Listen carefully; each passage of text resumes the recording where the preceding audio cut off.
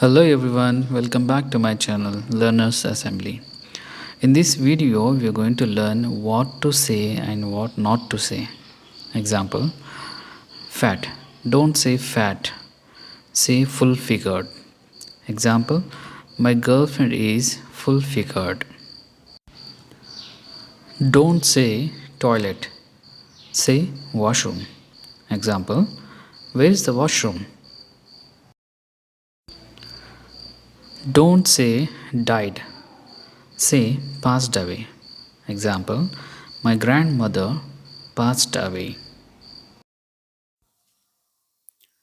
Don't say handicapped, say specially abled.